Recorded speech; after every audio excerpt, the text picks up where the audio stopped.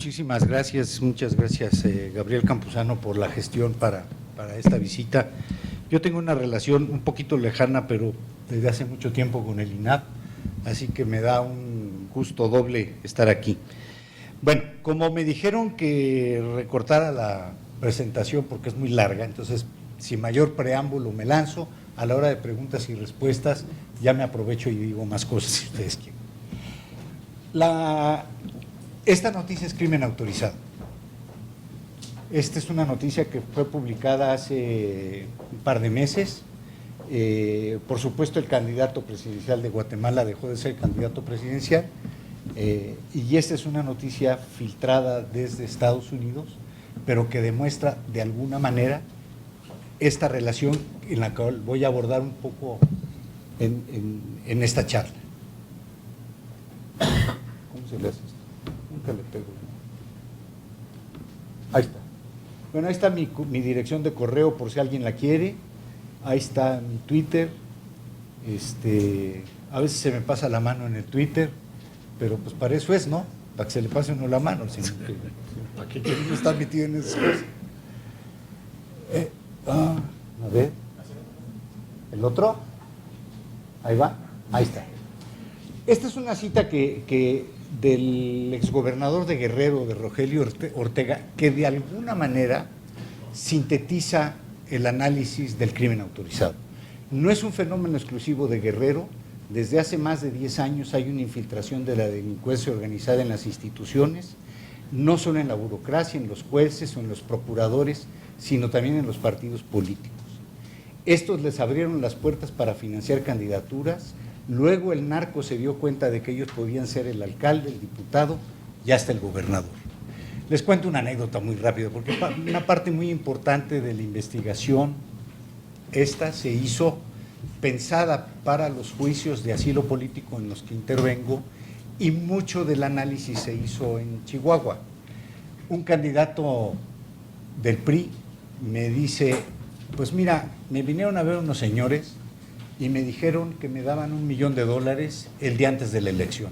O sea, el día antes de la elección es para planear el acarreo, ¿no? Pues así se ganan las elecciones. Y dice, y me dijeron que al mismo tiempo le estamos ofreciendo al otro, que el otro era el del PAN, Juárez era una ciudad bipartidista. Y dice, y yo no acepté. Y él perdió. Entonces, él no dijo que el del PAN agarró, no podemos asumir, nada más podemos asumir que le ofrecieron y él dijo que no. Eso costaba la alcaldía de Juárez, $1 millón.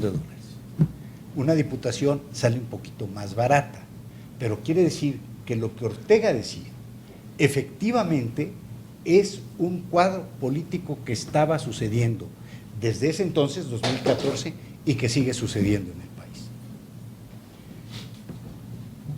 Un granjero compró una nogalera en la frontera México-Estados Unidos, y a los días de estar allí en la nogalera llegó un agente de la migra y le dijo, ¿usted es el dueño? Yo soy el dueño. Y entonces él le dice, ¿a qué vino usted? Mire, es que por aquí cerquita pasa una red de traficantes de personas y no sé qué tanto, entonces estoy revisando, bla, bla, bla. Y me dice el nogalero, dice, lo único extraño que traía Rolex de oro y zapatos esos que no pisan la tierra. Dice. ¿Cómo le hace un agente de la migra que debe de ganar $40 o $50,000 al año para traer Rolex de oro? Vamos, ni a los académicos nos alcanza, ¿no? Y entonces eso es crimen autorizado. El otro ejemplo, esto me lo contó un abogado en El Paso, dice, un narcotraficante que estaba en la cárcel condenado a 12 años de prisión, la DEA le ofrece que le entregue una mula en el puente con 100 libras de marihuana a cambio de 2 años de sentencia. Y entonces el narco dice, pues te entregó a la mula, le entregan a la mula, la DEA dice que detuvo 100 libras de marihuana, y mientras la DEA, el juez y los procuradores liberan, le quitan 2 años de sentencia al narcotraficante. Eso es crimen autorizado. O sea, tenemos a las autoridades judiciales, policíacas, etcétera, simplemente pues tratando de generar índices de efectividad para poder lograr lo que sea, y mientras pueden atropellar lo que les viniera en gana. Yo parto del análisis sobre el crimen y el Estado en Don Mixon. Es un psicólogo, y la verdad que es un libro buenísimo. Mixon dice que el Estado autoriza crímenes. Por ejemplo, y el caso típico es la guerra. Un soldado va a la guerra y va a matar. Sin embargo, no es asesino, porque son crímenes que lo autorizó el Estado. El único problema consiste en que estos crímenes de repente se convierten en crimen autorizado. Y ojo, porque aquí me estoy peleando con el editor, de crímenes autorizados en plural, que es para hacer la referencia a Mixon, a mi categoría que es crimen autorizado, que nos explica la conexión profunda entre el Estado y los criminales. Y que eso hay que tenerlo en mente. Parafraseando a Hannah Arendt, el problema con el crimen autorizado es precisamente que son tan parecidos. O sea, los criminales, ¿no?, entre sí. Muchos son pervertidos y sádicos, pero son terriblemente y aterrorizadoramente normales. Si quieren una referencia buena, lean el libro de Hannah Arendt sobre Eichmann, donde Eichmann dice que él era simplemente un empleado, él era un burócrata, él no había matado a nadie, lo cual no es cierto. Si mataba a gente y hacer que los trenes corrieran a tiempo para exterminar a la gente, él decía era simplemente una tarea burocrática. Era terriblemente perversa, sádica y era crimen autorizado. Parte del problema del crimen autorizado es que se ha creado una relación muy profunda y perversa entre el Estado y los criminales, en la cual el Estado se va asociando con los criminales y se asocia de una manera muy complicada. Se asocian poderes federales, poderes estatales, poderes municipales. En Ciudad Juárez, por ejemplo, se decía, aquí el problema en la ciudad es que el alcalde trabaja con un cartel, el gobernador con otro cartel, el jefe de la zona militar con otro cartel y a veces la PGR con otro cartel. Y entonces teníamos 4 carteles asociados a 4 niveles de gobierno peleándose entre ellos y claro, eso generaba unas inestabilidades espantosas, generaba grandes índices de homicidio, que entre paréntesis, en un artículo bueno en Nexos, y no me acuerdo del autor, creo que es Escalante, demuestra la correlación entre la llegada del Ejército y la Policía Federal y el ascenso en los homicidios. Con lo cual quiere decir que no es solamente una batalla entre criminales asociados con el Estado y asociados con los diversos niveles del Estado, sino que es el Estado también que está de repente haciéndole el trabajo sucio a los criminales. Y bueno, los criminales funcionan con los poderes y adquieren poder, pero también los criminales funcionan con la sociedad civil.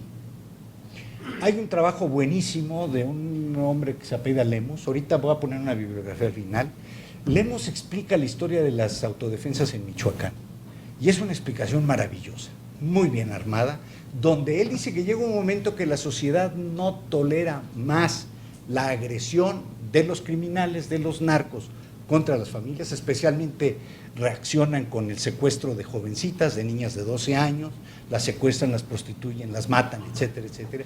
Y entonces la sociedad se arma, pero claro, con la evolución llega un momento que también los narcos penetran a la sociedad civil y penetran las autodefensas. Entonces llega un momento que uno ya no sabe cuáles son las autodefensas legítimas y las autodefensas penetradas, igual como penetra el crimen a las instituciones del Estado.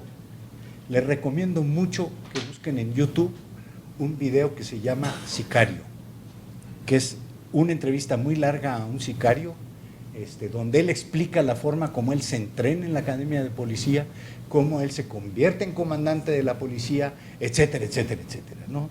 Yo me estoy yendo un poco rápido para que transmitir lo más posible. Esto ya se los dije. Este es un iPhone. En un juicio de asilo político, me presentaron una foto de un iPhone tomada en un cerezo. En la parte de aquí, me va a parar un segundito, en esta parte decía Ejército Mexicano. Y entonces me preguntan, me dicen, ¿qué quiere decir eso? Bueno, pues quiere decir que alguien les dio la clave de una red del Ejército Mexicano para que se colgaran desde el Cerezo. Es el Cerezo donde estuvo el Chapo, que se certificó en Estados Unidos gracias a la intervención de Sinaloa. Y entonces me tratan de descalificar. Oiga, ¿y qué son esas rayitas? Yo no soy experto en teléfonos, ¿no? Yo ¿qué es lo que me puede decir? Le dije. Le puedo decir que estaban en una red del ejército y que en ese Cerezo había 2 celulares. El que tomó la foto y el que se la tomaron. En el Cerezo. Porque resulta que hay una cosa que se llama autogobierno y según la Comisión Nacional de Derechos Humanos, el 70% de las cárceles mexicanas están gobernadas por los narcos. Y entonces quiere decir que todo el sistema de castigo, que no es que sea muy bueno, pero todo ese sistema de castigo, a final de cuentas, trabaja para los narcos. De ahí salen los secuestros express, de ahí salen, en fin. Y trabajan desde la cárcel. Me adelanto de una vez a aquella directora de un penal en Saltillo que dejaba que los narcos salieran a trabajar en la noche y en la mañana regresaran a estar encarcelados, ¿no? Pero que tuvieran chance. Es que de algo tiene que vivir la gente, ¿no? Entonces hay que trabajar. En una ocasión, con Baltasar Garzón, el juez español, la protección que le puso el gobierno mexicano, había un comandante de la Policía Federal, y Garzón estaba haciendo no sé qué cosa, y yo me quedé hablando con el comandante, y el comandante me dice, yo tengo uno de estos centros para fiestas infantiles, dice, y lo acabo de cerrar porque me obligaban a pagar derecho de piso al comandante de la Federal.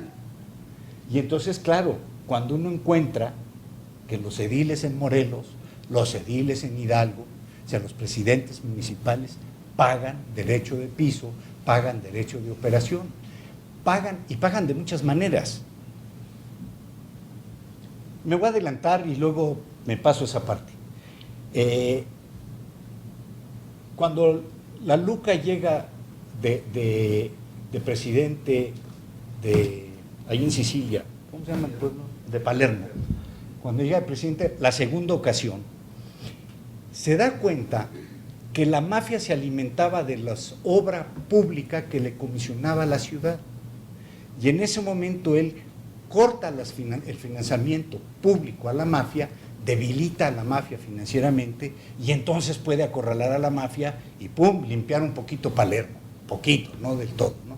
Pues ya la mafia estaba matando jueces, etcétera. Le pregunté a un alto funcionario en Chihuahua, le dije, oye, ¿es cierto que en Villa Ahumada, que es un pueblito que está al sur de Ciudad Juárez, ahí se comen muy buenos burritos y quesadillas? Le dije, ¿es cierto que en Villa Ahumada los narcos ponen al jefe de la policía? Me dijo, en Villa Ahumada y en otros 66 municipios del estado. Entonces, resulta que uno encuentra que los narcos ponen al secretario de Seguridad Pública, donde está todo lo referente a eso, al secretario de Obras Públicas, y los narcos entonces se alimentan también con fondos públicos. Esta es parte de la fortaleza. Y así encontramos que a final de cuentas, parte de lo que nos va a explicar la violencia es que el gobierno hace trabajo sucio a favor del crimen. Hay cuerpos de exterminio gubernamentales, que fue lo que mencioné hace un rato, y podemos encontrar que hay carteles que se van a escindir, a crear o lo que sea, siempre en conjunción de uno con otro. Por ejemplo, en los 70s había un personaje en Ciudad Juárez que se llamaba Rafael Aguilar. Rafael Aguilar inventó el dobleteo. Era el jefe de la policía judicial y era el jefe narco. Entonces y él decía, en mi ciudad hay paz. Y efectivamente, en la ciudad de Rafael Aguilar había paz, pero también había el manejo del dinero. Entonces llegaba con el doctor Campuzano y le decía, oye Gabriel, ahí te dejo $1 millón, me los guardas. Y Gabriel decía, ¿qué hago con el dinero? Lo que quieras, cuando yo venga me lo devuelves. Y claro, entonces Gabriel fundaba un periódico o hacía un desarrollo urbano, etcétera, etcétera, hasta que Rafael Aguilar regresara por la lana. Parte del problema de Juárez fue que cuando matan a Rafael Aguilar, la viuda llega a cobrar, los que se quieren pasar de vivos, pues dejan de estar vivos, ¿no?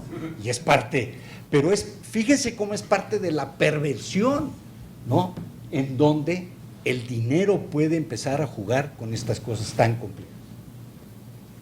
Y tal vez todo esto explica, en parte, el alto nivel del crimen y de asesinatos que tenemos hoy en día en México.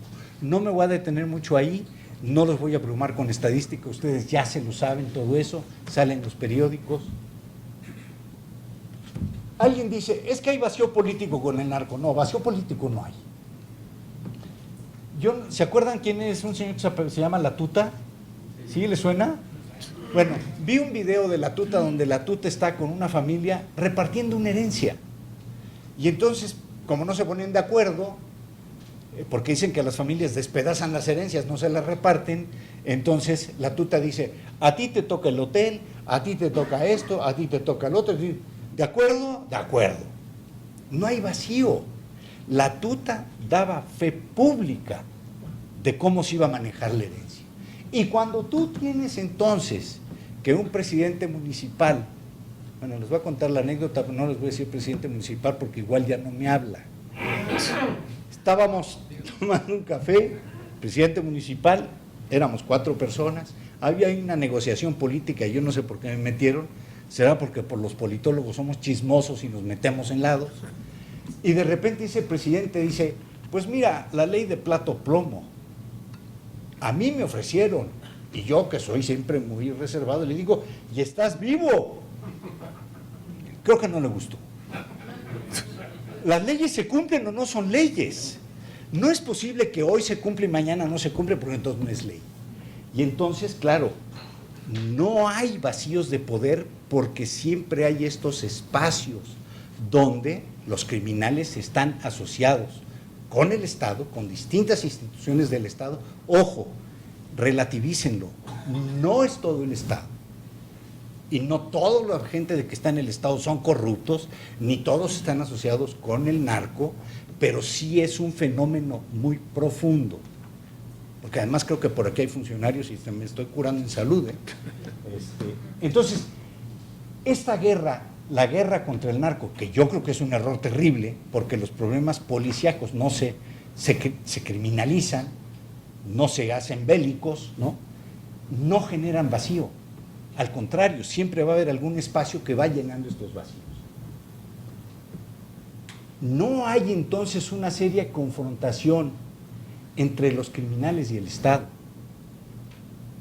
Y esta anécdota es genial, pues se la estaban contando. Estábamos en Acapulco y rentamos un vehículo con chofer y le digo yo al chofer, oiga, ¿y ustedes qué opinan sobre esto de los 43? Me dice, mire, resulta que hubo un huracán que hizo estragos en Acapulco, no sé cómo se llama. Dice, ¿mandé? Manuel. Dice, y después de Manuel, el presidente Peña se robó todo. Entonces el gobernador fue a reclamarle al presidente la lana para reparar lo de Manuel. Y el presidente le dijo que no le daba nada. Y entonces se pelearon y el gobernador se enojó y Peña Nieto provocó lo de Ayotzinapa para fregar al gobernador. Bueno, aquí nadie está riendo todavía. Yo dije, no, es que no puede ser. No puede ser, pero el hecho que la gente crea que puede ser demuestra cómo en la narrativa social y en la narrativa política la percepción de la penetración del narco y de los criminales entre ellos, porque para que el presidente pudiera hacerlo tenía que haber articulado a la policía con los criminales, con el ejército, con todo lo que se articuló en Ayotzinapa. No es cierto, yo no creo que sea cierto, pero repito, está metido en nuestra narrativa y creemos que es perfectamente cierto. Y entonces, claro, este tipo de relaciones permiten que se articule una agenda criminal que se autolegitima. Y esto es lo más grave. Si Weber, y no estoy de acuerdo con Weber, sostiene que el Estado tiene monopolio de la violencia legítima, y no estoy de acuerdo porque plantearlo así quiere decir que la represión es inevitable, y en la democracia ese tipo de inevitabilidad implica que no es democracia, quiere decir que esta legitimación de la violencia se le trasladó a los criminales y entonces la sociedad se ve inerme ante ellos. Entonces ustedes imagínense el joven que de repente le dicen, súbete a la patrulla, pues es que es la autoridad y me subo, porque está legitimado, aunque la patrulla lo desaparezca, etc. Que luego lo de Ayotzinapa pasó en Veracruz y sigue pasando en otros Esto para mí es un elemento muy importante. Yo estaba leyendo y de repente me encuentro que dicen, es que México es un estado fallido. Y la referencia del estado fallido sale de 3 lugares. Sale del Pentágono, sale de la oficina presidencial en Estados Unidos y se discute en el Senado en Estados Unidos, en un tiempo muy cercano. Y la conclusión, por ejemplo, de los militares es que si hay un estado fallido de nuestro socio más importante y de nuestra frontera más importante, tenemos que intervenir en México para poder evitar que lo fallido nos pegue. Era una decisión política, no es un análisis. En el libro está bien analizado. Ya no se los digo para que compren el libro, ¿no? Porque si no... Entonces yo llegué a la conclusión que en realidad lo que tenemos en México es Estado suplantado. El crimen autorizado suplanta funciones básicas como la protección, los impuestos, venden derecho de piso y tal, y castigos, no cumples, te castigan, te matan o lo que sea, y administración. Los narcos o el crimen autorizado manejaba el manejo del limón de Michoacán, el manejo del aguacate, el manejo del ganado en Chihuahua. O sea, no es un solo caso. El crimen autorizado suplanta las funciones básicas del Estado. Y entonces así encontramos este elemento que ya mencioné antes de la legitimidad, donde el crimen autorizado supera o rebasa el tema de la corrupción. La corrupción ahí está y es parte de la sangre del fenómeno, pero esa corrupción distorsiona la legitimidad y distorsiona el uso de la violencia legítima. La violencia criminal oprime a la sociedad de una manera novedosa porque legitima la violencia personal. La violencia de los narcos es violencia personal, la violencia del Estado es otra. Y aquí se mezclan. Y al mezclarse entonces, el individuo se ve enfrente de estos narcos. Les voy a contar una anécdota. Y me voy rápido. Un joven tuvo 2 hijos con 2 mujeres al mismo tiempo. Pasa. No sé si muy frecuente, pero pasa. Y el caso es que la esposa se enoja y se cruza con su hijo a Estados Unidos porque es ciudadana americana. Y él, que quería ir a ver a su hijo, el suegro le dice, te dejo ver a tu hijo con la condición que me busques al mío que está perdido en Tamaulipas. Entonces el chavo se regresa con una foto y va a buscar al cuñado, entra a la estación de policía y dice, oiga, ando buscando aquí a mi cuñado. Ese a lo mejor ya está muerto. Y cuando sale de la estación de policía, le dicen, mira, mejor ya no andes preguntando porque te matamos a ti y a toda tu familia. El caso es que él va y busca a una maestra de él que se volvió policía ministerial. La maestra lo cita para enseñarle una foto de víctimas a ver si reconocía al cuñado, no lo dejan ir, hacen que la maestra llegue a la casa, la reciben en la calle y cuando la maestra llega por este lado, de este lado llegan 2 carros de sicarios que le meten 5 tiros a la mujer y 1 a él.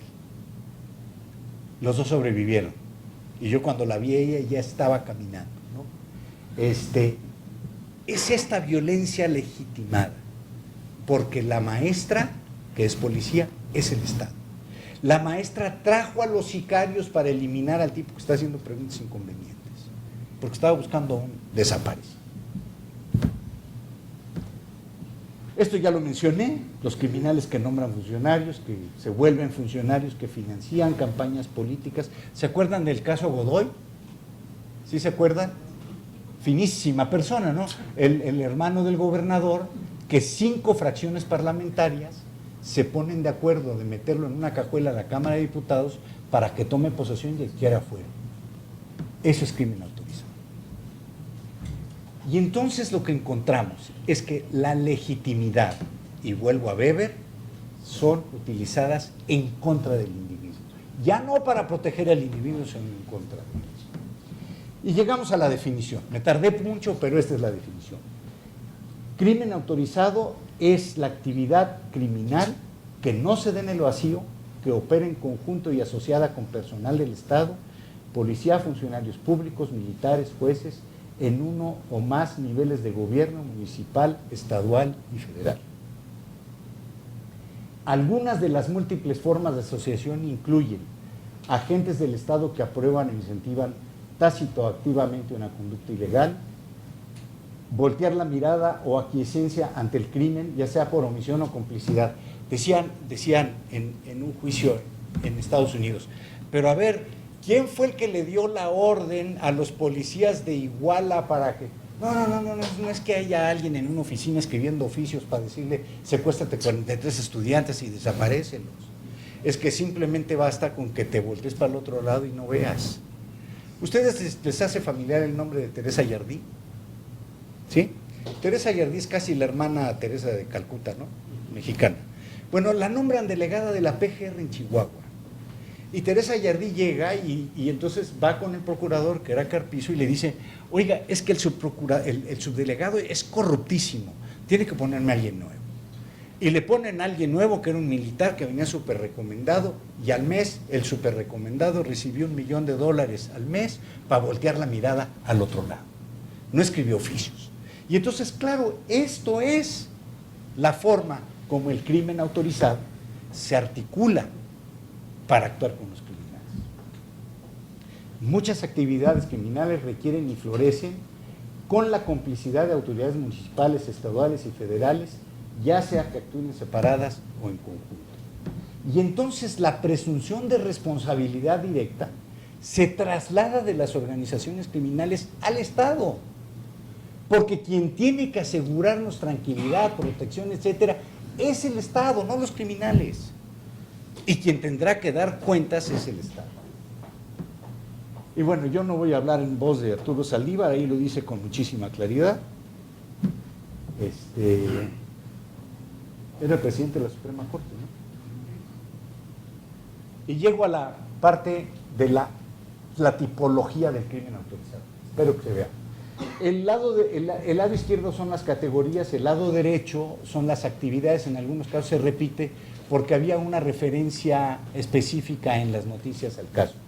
Agentes del orden trabajando como criminales, jueces corruptos, políticos involucrados en actividades criminales, abuso militar, funcionarios trabajando para criminales, funcionarios aprobando o incentivando actividades ilegales como la venta de drogas y bienes robados, criminales nombrando funcionarios públicos, agentes del orden protegiendo actividades criminales, funcionarios trabajando por y para los carteles, criminales actuando como jueces o agentes de fe pública, criminales apoyando o trabajando con legisladores, siembra de delincuentes, compra de votos para blanquear dinero, criminales políticos o legisladores, políticos financiados por criminales. Conclusiones, porque no hay una sola conclusión. El crimen autorizado rebasa la cuestión criminal y es una cuestión política. Ojo, he evitado todo el tiempo referirme a esto como si fuera un problema delincuencial. Es parte de, pero es una cuestión política. Y entonces redefine políticamente lo que debe de ser la política de seguridad del Estado.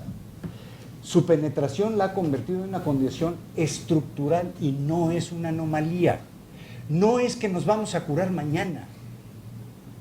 Y me adelanto, no lo va a arreglar López Obrador, porque es una cuestión estructural. Y tienes que empezar a limpiar toda la estructura. No me pregunten el qué hacer, pues si me preguntan se los digo al rato, porque es la parte última del libro que estoy acabando. El crimen autorizado se extiende a muchas actividades y muchas áreas. Mencioné al principio la internacionalización. Lean el libro de Ana Lilia Pérez sobre los tráficos internacionales de cocaína. El libro es una maravilla y demuestra cómo a nivel internacional tienes instituciones, autoridades nacionales, internacionales, asegurando que el tráfico de cocaína pueda correr. Esto ya lo dije y lo repito porque es importante. No todos los miembros del Estado son criminales o están involucrados en actividades criminales. La racionalidad del Estado tampoco es la criminalidad.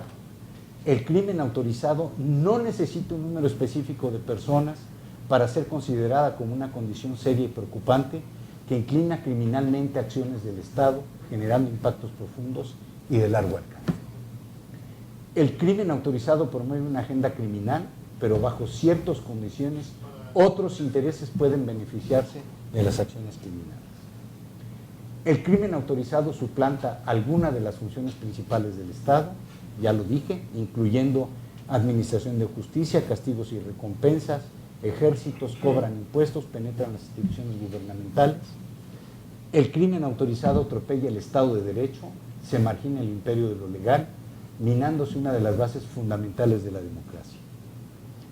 Voy a hacer, no está acá, no es un fenómeno nuevo, me adelanto. Eso es un fenómeno viejísimo, y esta es la última anécdota que les cuento. Mi padre tenía una tienda en la Merced, y entonces yo iba a ayudarle a mi papá, y todos los días llegaba un inspector de mercados, acompañado de un policía, con una bolsa de monedas, para que mi papá le cambiara las monedas por billetes, porque si no se le rompían los bolsillos al pobre inspector. El inspector venía de vender derecho de piso a los vendedores ambulantes en la Merced. Es lo que hace el narco hoy en día. Y yo le estoy hablando que esto lo que vi era hace un chorro de años, más de 50. Es exactamente lo mismo, es el mismo fenómeno. Y lo que pasa es que este mismo fenómeno, en manos de los criminales y en manos de esta nueva asociación, ha adquirido una dimensión verdaderamente aterrorizadora. El sistema de castigo se convirtió en un espacio educativo para lanzar a los criminales a estadios superiores y espacios para operar con impunidad en sus tareas depredadoras de la sociedad. Nadie está a salvo de la furia desatada por criminales legitimados por su asociación con el Estado. Si la simbiosis entre el crimen y el Estado continúa expandiéndose, cubriendo mayores espacios institucionales, como el sistema carcelario, departamentos de seguridad pública, salud, educación, obras públicas, cuerpos legislativos, cortes, etcétera, el concepto de narcogobierno será insuficiente e impreciso. Estaremos frente a un tipo distinto de sistema político para el que todavía no existe definición. Y no los abrumo más, aquí le paro para que mis compañeros hagan sus comentarios. Muchas gracias.